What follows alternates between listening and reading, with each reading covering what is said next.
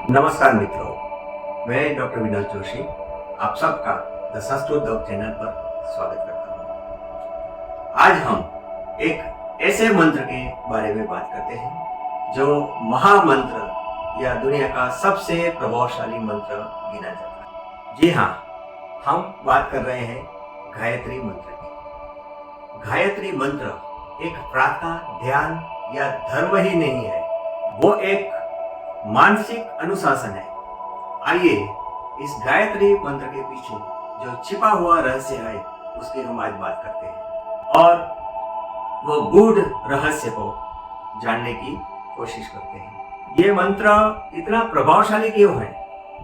क्योंकि इस मंत्र के पीछे छिपा है न केवल प्रार्थना लेकिन आध्यात्मिकता, गणित और संगीत और तालमेल। ये इन सब का अद्भुत तालमेल है। गायत्री मंत्र का सरल अर्थ सबको पता ही है। हे परमात्मा, आप हमारे प्राण हैं, आप हमारे दुखों के नाश करने वाले हैं। हम आपके तेजस्वी स्वरूप का ध्यान रखते हैं जो हमारी बुद्धि को सही मार्ग पे प्रेरित करे। ये एक सिंपल मीनिंग है गायत्री मंत्र का। आज हम गायत्री मंत्र का जो वेदों में रहस्य छिपा हुआ है इसके बारे में बात करते हैं, जो शायद ही आपने पहले कभी सुना होगा। ऋग्वेद के 3रे मंडल से लेकर यजुर्वेद, सामवेद और अथर्ववेद के 7 वरदान तक गायत्री मंत्र का जो वर्णन है वो सभी जगहों पर मिलता है। थोड़ा सिंप्लीफाइड करके मैं एक पौराणिक कथा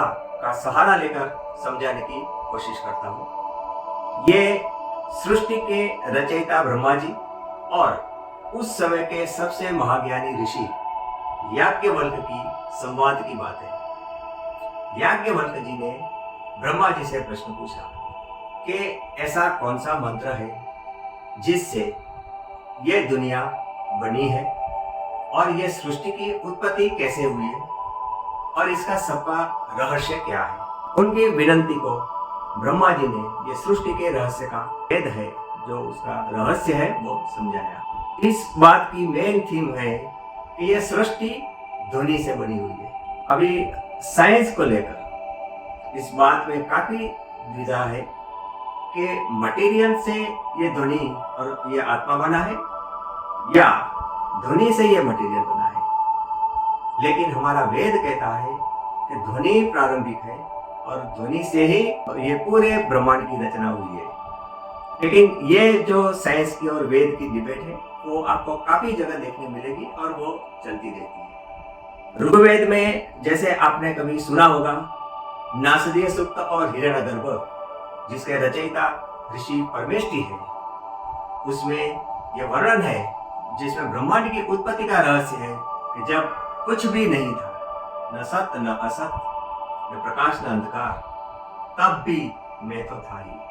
वो मैं कौन है?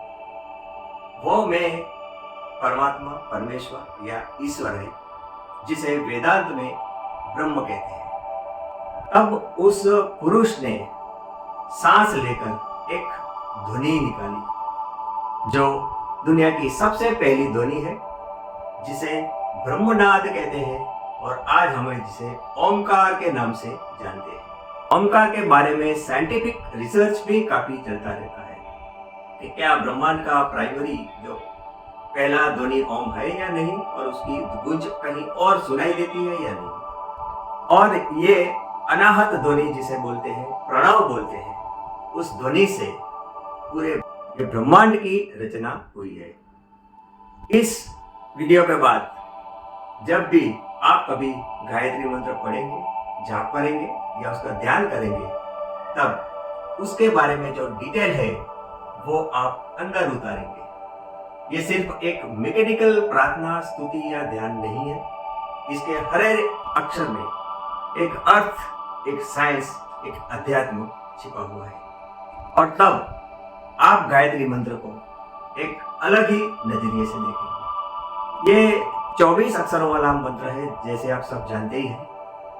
तो ये 24 अक्षरों की कई आध्यात्मिक व्याख्याएं हैं।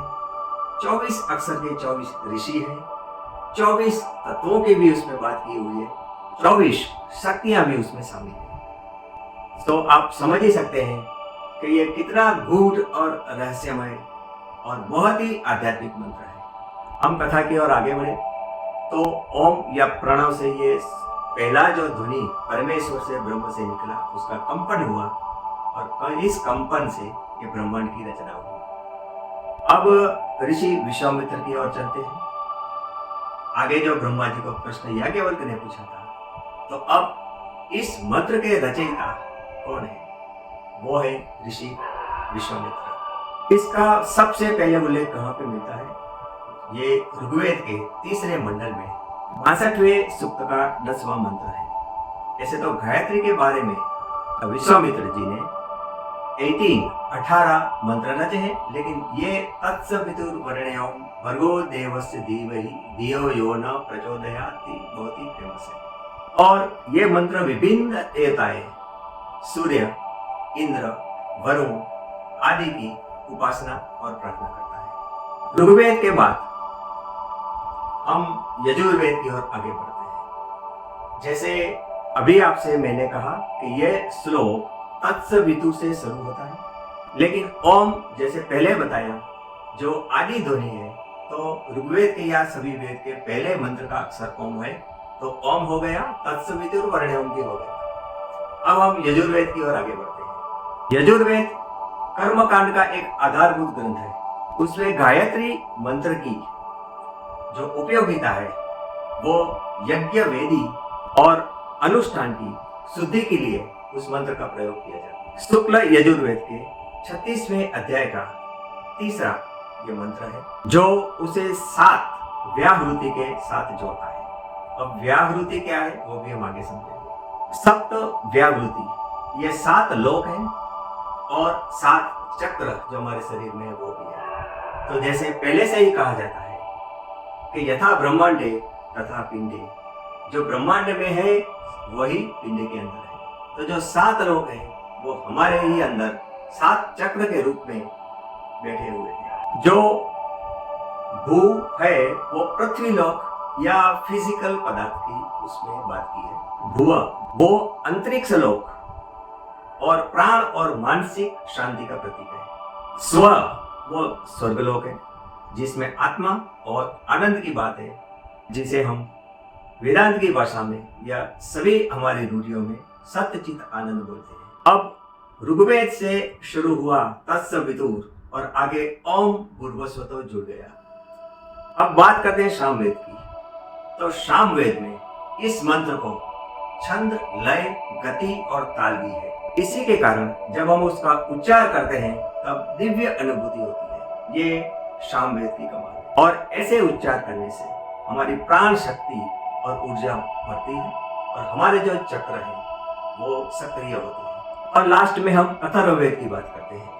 अथर्ववेद के 19वें कांड के 71वां सूक्त है। उसका प्रथम मंत्र जो है उसमें पहली बार गायत्री को वेद माता कहा। जब तक ये 3 वेद की हमने बात की तब तक उसे कहीं भी वेद माता का उल्लेख नहीं है।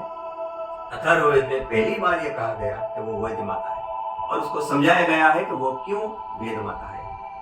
क्योंकि जैसे पहले बात की, ओमकार से ध्वनि, ध्वनि से ब्रह्मांड, ब्रह्मांड से वेद, ये वेद से ये मंत्र भी जो उत्पन्न हुआ है, सबकी वो जो माता है वो कौन है? गायत्री। तो पहली बार उसे वेद माता कहा है। ऋग्वेद के अंदर जो गायत्री शब्द है वो छंद का है। एक गायत्री एक छंद है जिसमें यह श्लोक रचा गया है। तो अब तक उसे गायत्री छंद के नाम पे गायत्री था। जैसे ही अथर्ववेद तक हम पहुंचते हैं तो वो उसे वेद माता कह के प्रणाम करते हैं। और बाद में तो आप जानते हैं पौराणिक कथाओं में उसके 5 मुख और उसके सब अंगों की बात की है, दिशा की बात की है, शक्तियों की बात की है, देवियों की बात की है और अधिष्ठाता जो उसके ऋषि 24 है उसकी भी बात की है। वो मन में आएगा। अब सिर्फ अथर्ववेद की बात करते हैं तो अथर्ववेद में गायत्री मंत्र से 7 वरदान प्राप्त होते हैं, ऐसे समझाया गया है। तो इसका मंत्र क्यों इतना प्रभावशाली है, उससे हमें क्या लाभ होता है, तो ये बात पहली बार अथर्ववेद में है। 7 वरदान जो है वो मैं एक के बाद एक समझाता हूँ। पहला जो वरदान है वो है स्वस्थ और लंबी आयु। दूसरा वाइटल एनर्जी, प्राण शक्ति या अंदर की ऊर्जा की बात करते हैं। जैसे ऊर्जा है वो जब तक कायम है तब तक ही व्यक्ति जीवंत है, जीवंत है, जीता है, लेकिन जीवंत तभी होता है जब उसमें प्राण शक्ति या ऊर्जा होती है। तीसरा वरदान प्रजा का है। प्रजा का मतलब संतति और सुखी परिवार, तो ये उसका तीसरा वरदान है। चौथा वरदान पशु। पशु को पुराने जमाने में संपत्ति से तुलना की जाती थी, जिसके पास ज्यादा पशु वो ज्यादा संपत्तिवान। जैसे आज पैसे रुपये भौतिक की जो बात है वही उस जमाने में पशु की बात थी। पांचवा वरदान कीर्ति है, जो समाज में है। समाज में व्यक्ति का मान, सम्मान और प्रतिष्ठा बढ़ाता है। छठा वरदान द्रविड़। द्रविड़ का मतलब फिजिकल, भौतिक सुख सगोर, आर्थिक संपन्नता भी उसमें आती है। और सबसे महत्वपूर्ण सातवां वरदान है ब्रह्म वर्चस्व। ये अध्यात्म, तेज, ज्ञान और उस व्यक्ति को ब्रह्म को जानने तक की शक्ति पैदा। ये 7 वरदान अथर्ववेद में कहे गए हैं। तो अभी तक का जो मैंने बात की है वो वेद के रिलेटेड गायत्री मंत्र की बात की है। फिर से एक बार रिपीटेशन करके देख लो। ओम शब्द, आदि ध्वनि, शब्दनाद, ब्रह्मनाद, प्रणव, यहाँ से शुरुआत होती है। भूर्भुवस्व, ये जो वेद से जुड़े हुए हैं, ये पृथ्वी, अंतरिक्ष और स्वर्गलोक के द्योतक है। और तत्सवितुर वरेण्यम भर्गो देवस्य धीमहि धियो यो न प्रचोदयात्। तत् वो परमात्मा है जो पूर्ण है। जैसे आप सब जानते हैं पूर्णमिदं पूर्णमदे, सब कुछ निकालो फिर भी वो पूर्ण है, ऐसे परमात्मा वो तत्व। सवितुर, सवितुर शब्द सविता से आया है। सविता का अर्थ होता है जन्म देने वाला। जो जन्म देने वाली शक्ति है वो सविता है। और सविता का दूसरा मीनिंग प्रेरणा देने वाली भी होता है। वरेण्यम, वरेण्यम वर्ण करने योग्य, जिसको हम फॉलो कर सकते हैं। वरेण्यम संसार भय वीर्यम, वरण उसका करो जो ये संसार का जो भय है उसको दूर करे। अब हम भर्गो पे आते हैं। भर्ग क्या है? वीर्यो वा भर्गे, भर्ग जला देने वाली, भूंजने वाली, नाश करने वाली शक्ति का नाम। पापों का नाश करता है और दुष्टता, भ्रष्टता आदि का अंत कर देता है। वो सामर्थ्य केवल गायत्री मंत्र में है। शैव तंत्र में कहीं आप पढ़ेंगे तो उसमें उसका भर्ग का मतलब शिव, जो विनाश के देवता है, उसके भी साथ जोड़ा गया है। देवस्य, तो मैंने एक निघंटु की आपसे बात की है, तो निघंटु में देव शब्द का क्या मीनिंग है? जिसमें ये 3 गुण होते हैं वो देवता है। वो 3 गुण क्या है? देवो दानत वा दीपनाद वा दिवस्थाने भगत वा। जिसमें कुछ देने की शक्ति है वो देवता है। जिसमें प्रकाशित करने की शक्ति है, जिसको अंधकार को दूर करके जो प्रकाश दे सकता है वो देवता है। और जो स्वर्ग यानी कि सुख, समृद्धि और मानसिक शांति देता है वो देवता। ये 3 गुण जिसमें होते हैं वो देवता है, तो वो देवस्य शब्द हुआ। धीमहि, धीमहि धीष्ण शब्द से आया, जिसमें बुद्धि की बात आती और ऐसी बुद्धि जो अपने अंदर छिपे भगवान को जान सकती है। तो धियो वो सद्बुद्धि है, सिर्फ बुद्धि की बात नहीं है। सद्बुद्धि जो जिसे विवेक, अक्षीर नीर विवेक बोलते हैं, जो समझ सके क्या झूठ है क्या सही है, वो दियो है। यह फिर से वो परमात्मा की बात है। नह न अस्माकम इति नह, ये मानवता की महान प्रार्थना है। नह सिर्फ मेरे लिए नहीं, इस संसार के सभी प्राणी जीव जंतु के लिए। तो ये नह न अस्माकम है। तो ये प्रार्थना केवल मेरे अकेले के लिए नहीं है, तो ये मानव कल्याण का सबसे महान मंत्र। अब आते हैं प्रचोदयात्। प्रचोदयात् का मीनिंग क्या है? प्रचोदयन, प्रचोदयन का मतलब है उत्कृष्ट प्रेरणा देना। सिर्फ प्रेरणा देना नहीं है, उत्कृष्ट प्रेरणा देना वो प्रचोदयात्। अगर सिर्फ प्रेरणा होती तो प्रेरणा शब्द से भी चल जाता। तो ये हमें इंस्पिरेशन देती है। प्रचोदयात्, मोटिवेशन और इंस्पिरेशन इज डिफरेंट। मोटिवेशन आपको टेम्पररी आगे बढ़ा सकता है, लेकिन इंस्पिरेशन जो लाइफ टाइम चलता है। तो ये डिफरेंस है प्रचोदयात् शब्द से। इसमें बहुत ही ज्यादा और भी गहन रहस्य छुपे हुए हैं। एक एक अक्षर के ऋषि, देवता, शक्ति आदि की बात है। अब हम गायत्री रहस्य उपनिषद और गायत्री उपनिषद के बारे में बात करते हैं। आप शायद ही जानते होंगे कि गायत्री उपनिषद भी है। जब वेदों में ब्राह्मण ग्रंथों का आविर्भाव हुआ तब हर एक ऋषि ने अपनी एक शाखा रची और ब्राह्मण ग्रंथ रचे। उनमें से कई ग्रंथ अभी उपलब्ध नहीं है। ऋग्वेद के 2 ब्राह्मण ग्रंथ ही उपलब्ध है, सांख्यायन और ऐतरेय। यजुर्वेद के 3 ब्राह्मण ग्रंथ उपलब्ध है, शतपथ, काण्व और तैत्तरीय ब्राह्मण ग्रंथ। सामवेद के सबसे ज्यादा 11 ब्राह्मण ग्रंथ उपलब्ध है। और अंत में बात करते हैं अथर्ववेद। अथर्ववेद का केवल एक ही ब्राह्मण ग्रंथ उपलब्ध है और वो है गोपथ ब्राह्मण ग्रंथ। गोपथ ब्राह्मण ग्रंथ के उत्तरार्ध में 31 से 38 तक जो कंडिकाएं हैं वो ऋषि मैत्रेय और मैत्रेय के, उसमें वो उन दोनों का संवाद है। और इन्हीं कंडिकाओं में गायत्री मंत्र की आध्यात्मिकता, दार्शनिकता और उसका जो रहस्य है वो बहुत ही अच्छी तरह से उजागर हुआ है। उसमें ब्रह्म विद्या और पदार्थ विज्ञान के ऊपर भी प्रकाश डाला गया और उसे ही गायत्री उपनिषद कहते हैं। अन्य उपनिषदों की अगर बात करें तो छंदों के उपनिषद में 3 बार नंबर का श्लोक और बृहदारण्यक उपनिषद में 5-14-5 नंबर का जो श्लोक है उसमें गायत्री की गहन व्याख्या में मिलती है। वाक इति गायत्री, वाणी ही गायत्री है, ऐसा उपनिषदों में कहा गया है। और घायतम त्रायते इति गायत्री, जो प्राणों की रक्षा करती है वो गायत्री है। गय मीन्स प्राण और त्रायते मीन्स रक्षा करना। ऐतरेय ब्राह्मण ग्रंथ में 5-5-25 नंबर के श्लोक में कुमारी गांधर्व व्याख्या मिलती है।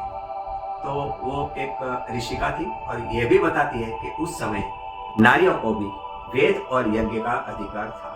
अब गायत्री का अगर हम वर्णन करें तो उसके 5 मुख, 4 पैर और 6 कुंचिकाएं यानी कि गुप्त विद्याएं हैं। 5 वेदांग, शिक्षा, कल्प, व्याकरण, निरुक्त और ज्योतिष उसके सर है। 4 वेद उसके पैर हैं और 4 दिशा और एक ऊपर ऊर्ध्व और एक अधः, यह मिला के 6 दिशाएं उसकी कुंचिकाएं यानी कि गुप्त विद्या है। वेदों में जैसे कहा है अकार, मकार और उकार, उदात, अनुदात और स्वरित, ऐसे स्वर वाली वो गायत्री है। शायद ही आप जानते होंगे कि गायत्री के हम त्रिकाल संध्या क्यों करते हैं। वो त्रिकाल संध्या गायत्री की 3 अवस्थाओं को बताती है। वो कुमारिका थी, युवा थी और वृद्ध गायत्री, जिसमें हर एक में उसका अलग अलग रूप, अलग अलग उसके आभूषण है। और इस प्रकार तो उनका हम ध्यान करके त्रिकाल संध्या करते हैं। जैसा कि आप जानते हैं गायत्री मंत्र में 24 अक्षर हैं और उन 24 अक्षरों के हर एक अक्षर के 24 अक्षरों के 24 देव, 24 ऋषि, 24 शक्तियां और 24 तत्व उसे शामिल है। मैं उनका नाम तो अभी नहीं गिना रहा, लेकिन जो 24 तत्व हैं उनकी अगर मैं बात करूं, 5 ज्ञानेंद्रिय, 5 कर्मेंद्रिय, 5 तन्मात्रा, 5 महाभूत और जो बाकी के 4 रहे वो मन, चित्त, बुद्धि और अहंकार। जो सांख्य दर्शन में 24 तत्वों का वर्णन है वही 24 तत्व गायत्री के हर एक अक्षर का मीनिंग है। और अंत में मैं आपको एक बहुत ही महत्वपूर्ण बात बताता हूँ। गायत्री एक अकेला ही ऐसा मंत्र है जिसका भाष्य शंकराचार्य, सूत जी, सायं, महिधर, उन्होंने भी इसका भाष्य किया हुआ है। जैसे कि आप जानते हैं ऋषि वशिष्ठ से लेकर अगस्त्य और विश्वामित्र तक उन्होंने तो वो वर्णन किया ही है। तो इससे आप समझ सकते हैं कि ये मंत्र कितना महत्व का है। ऐसा कोई व्यक्ति आपको नहीं मिलेगा जिसमें वेद की संहिता या उसके बारे में लिखा हो और गायत्री के ऊपर कोई भाष्य या टिप्पणी ना की। शंकराचार्य जो वेदांत के शिखर है, सूत जी जो पौराणिक कथाओं के महान ज्ञानी हैं, सायण और महिधर जो हम आधुनिक समय के भाष्यकार कहे जाते हैं, और पुराने जो ऋषि थे, जो वेद ऋषि, उन्होंने तो किया ही है। अब एक बहुत ही आश्चर्य की मैं बात अगर करूं आपको, शायद ही आप जानते हो कि रावण ने भी गायत्री मंत्र का भाष्य लिखा है। क्या आप ये पहले कभी जानते थे? रावण महाज्ञानी था, ब्राह्मण था, ऐसे हम सब जानते हैं।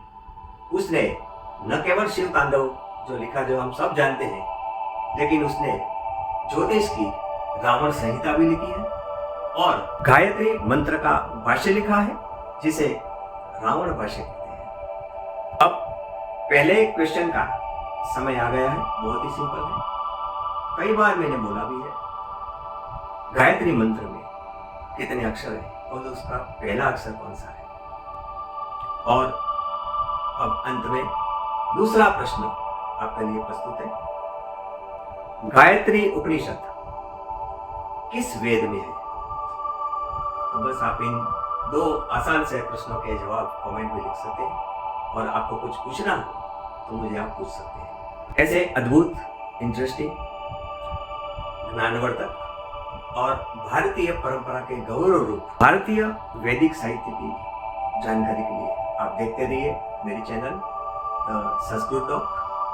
सब्सक्राइब करिए, मित्रों में शेयर भी करिए और बेल आइकन जरूर दबाएं, जिसके भी आपको उसका नोटिफिकेशन जल्दी मिल जाए। ओम भूर्भुवः स्वः तत्सवितुर्वरेण्यं भर्गो देवस्य धीमहि धियो यो न प्रचोदयात्। जय तो संस्कृतम, जय तो भारतम। नमस्कार।